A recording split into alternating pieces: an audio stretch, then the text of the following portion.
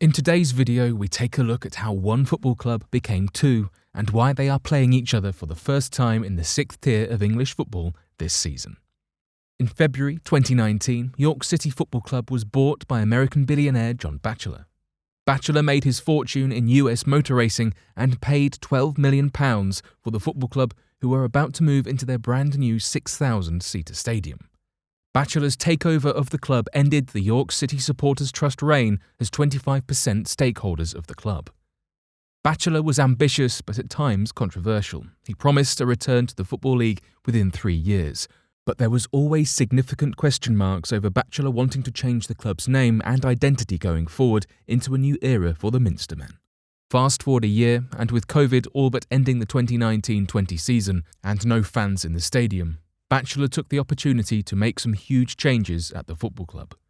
York City Association Football and Athletic Club, as they were first known back in 1922, which was later shortened to York City, were about to change their name for a second time.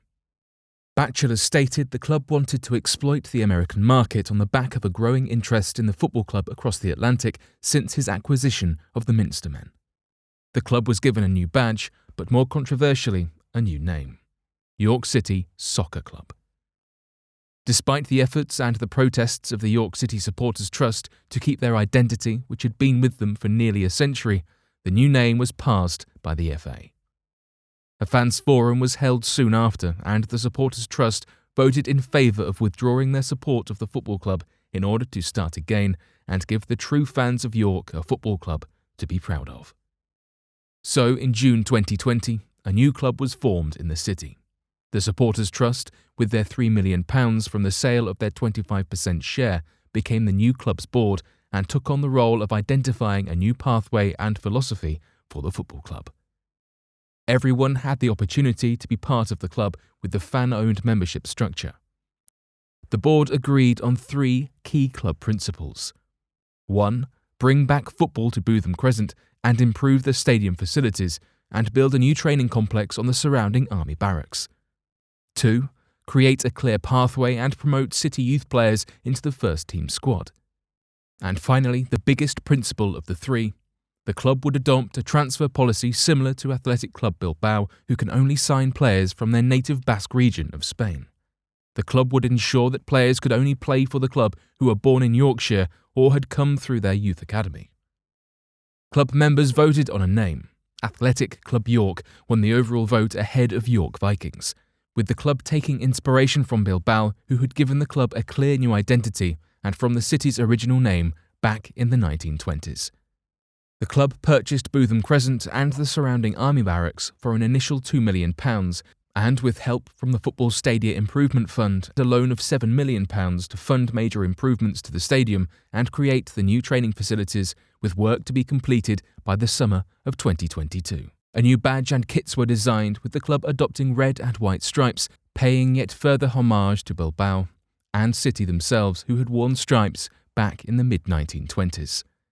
The impact of COVID plus the collapse of Bury and Macclesfield saw a major shake-up in the non-league structure of English football. The National Football League asked clubs to apply for a National League licence and become the 24th team in the North Division for the 2021-22 season.